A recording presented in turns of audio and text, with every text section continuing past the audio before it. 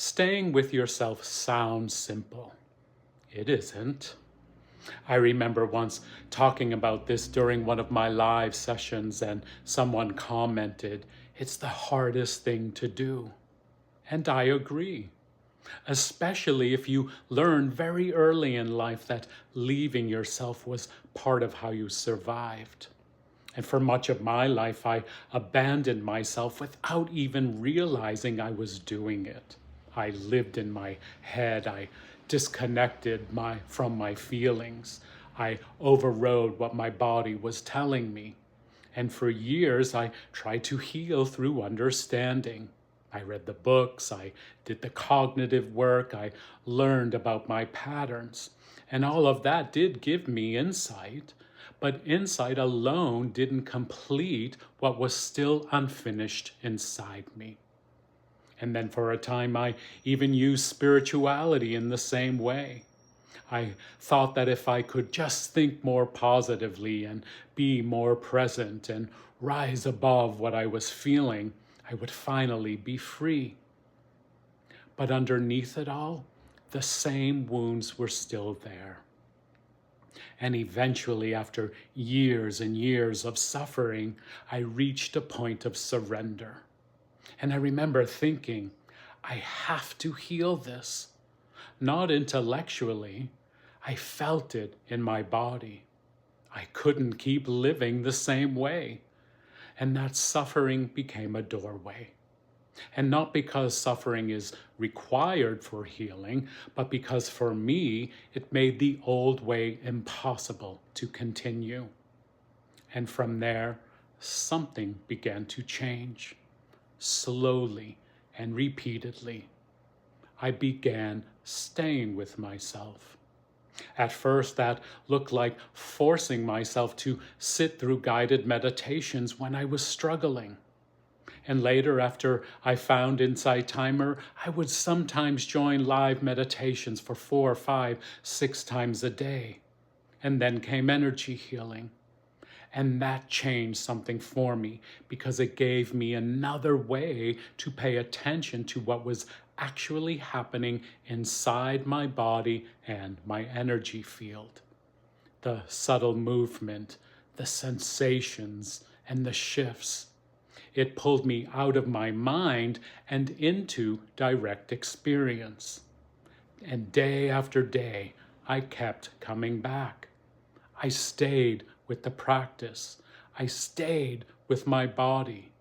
And gradually, I learned to stay with my own feelings. Not perfectly, and not every moment of the every day, but repeatedly. And looking back, I believe that repetition mattered. Because so many of our survival patterns are actually built through repetition. Repeated fear, repeated chaos, repeated disconnection, repeated self-abandonment. And slowly, I began introducing a different kind of repetition. The repeated experience of returning to myself. Every time I grounded, every time I brought my awareness back into my body, every time I allowed a feeling to be there without immediately pushing it away. I was teaching my nervous system something new. I was building capacity, and the capacity to remain connected to myself when something difficult arose. And eventually, when old triggers began to surface, I didn't always know at first that I was being triggered. I just kept staying. And little by little, what had been hidden began to reveal itself. Old feelings, old emotions, old pain, and emotional responses that had begun in childhood but never had the opportunity to finish. And this is where staying became something more than simply noticing what I was feeling. I had to begin accepting what was there, as it was. If fear arose, I let the fear be there. If humiliation arose, I let myself acknowledge that I was feeling humiliated. If grief came, I let myself grieve. I stopped trying to tell myself that I shouldn't feel what I was feeling. I stopped trying to make the feeling more spiritual, more positive, or more acceptable. I began allowing the feelings my younger self couldn't safely feel at the time to finally arise. And I stayed with them. For me, sometimes staying meant naming what I was feeling. Sometimes it was journaling.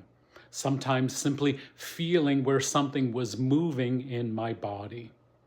Sometimes there were tears, and sometimes deep, deep crying.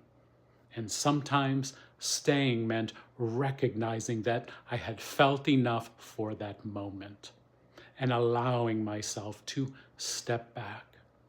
Because staying with yourself doesn't mean forcing yourself deeper into pain. It doesn't mean overwhelming your nervous system. And it doesn't have to look the same for everyone. Sometimes we can touch something painful and then naturally move toward a memory or a feeling or something that reminds us of safety. And when we're ready, we may come back again. That's how some of my deepest healing unfolded, a little at a time. And one of the deepest wounds I eventually completed didn't happen in one experience. I had to meet it 4 different times. And looking back, I can see the wisdom in that. My system wasn't asking me to feel everything all at once. It was allowing me to meet what I could and to integrate and build more capacity, and then return when there was more I was able to hold. And that eventually allowed me to feel and complete emotional responses that had been frozen for decades. I didn't heal my core wound of abandonment by constantly thinking about abandonment. In many ways, I began healing it by no longer abandoning myself, by staying again and again, long enough for my inner child and my system to begin trusting that I wasn't going anywhere. So, what does staying with yourself actually look like? There isn't one answer. It may be noticing what you're feeling and then going one step further, allowing it, accepting that this is what you're feeling right now, becoming curious about where you feel it in your body, giving yourself permission to cry if tears come, writing about what is arising, grounding yourself when you need to, reaching for support when you need it, and knowing when enough is enough for today.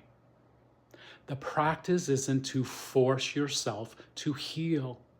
It's to keep returning to yourself, gently, repeatedly, and to let what is ready to arise, arise.